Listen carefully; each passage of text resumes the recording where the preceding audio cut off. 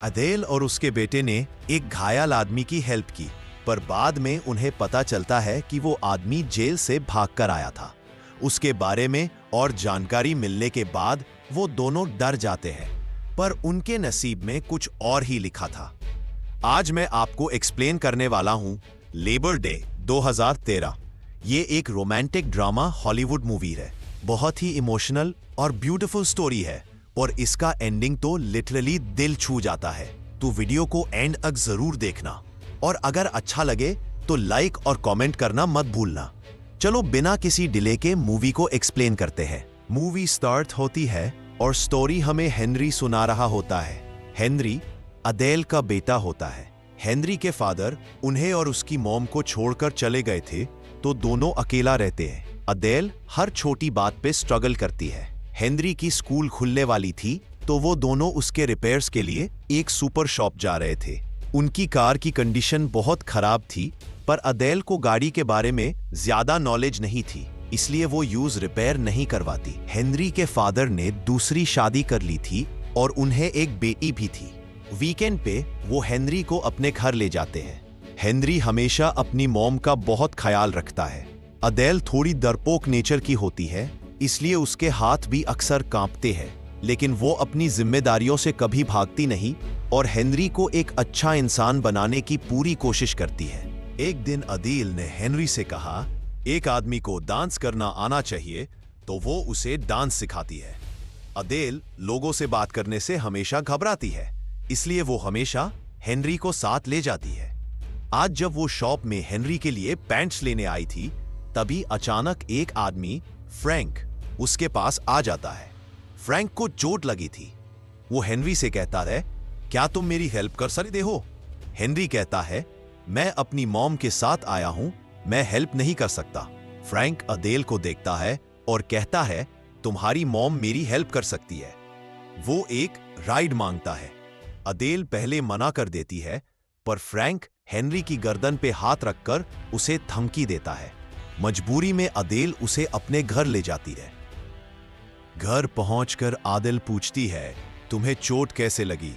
Frank बताता है कि वो जेल में था, अपेंडिक्स ऑपरेशन होने वाला था और वहीं से वो भाग गया। वो कहता है, मुझे बस थोड़ा टाइम चाहिए, मैं तुम्हें हर्ट नहीं करूंगा।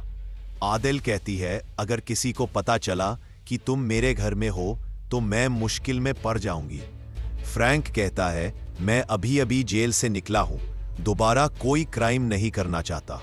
टीवी पे न्यूज आती है कि फ्रैंक जेल से भाग गया है। वो कहता है, अगर किसी को पता चला कि तुमने मुझे पनाह दी है तो तुम भी मुसीबत में पड़ जाओगी।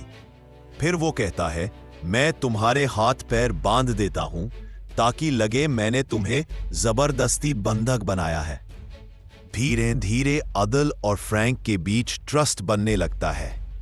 फ्रैंक घर के काम करने लगता है, सीढ़ियां ठीक करता है, गाड़ी का ऑयल बदलता है। अदिल को महसूस होता है कि वो बुरा इंसान नहीं है।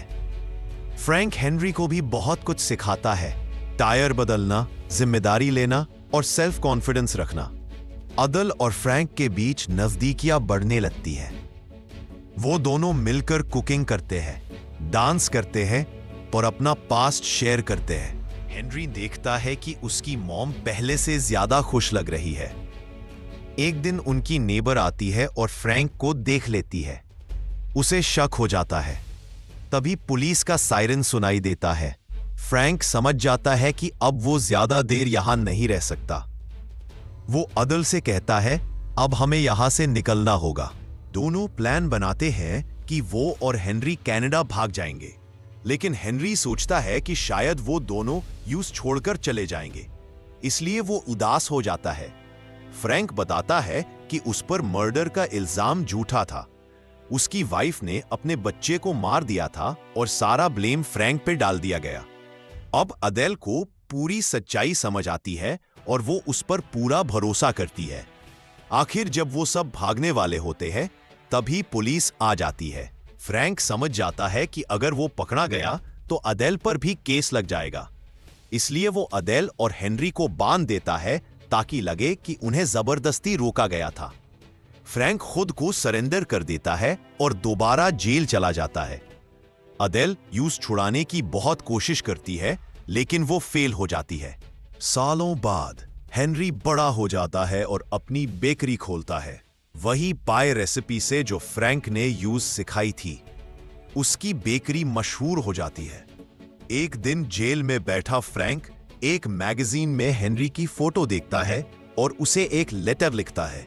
मैं तुम पर प्राउड फील करता हूं, मैं अब रिलीज होने वाला हूं। हेनरी उसका रिप्लाई करता है और लिखता है, मां अब भी उसी घर में रहती है। जब फ्रैंक फाइनली जेल से बाहर निकलता है, अदेल वहीं उसका इंतजार कर रही होती है। दोनों मिलते हैं और डिसाइड करते हैं कि अब जो वक्त बचा है वो साथ बिताएंगे।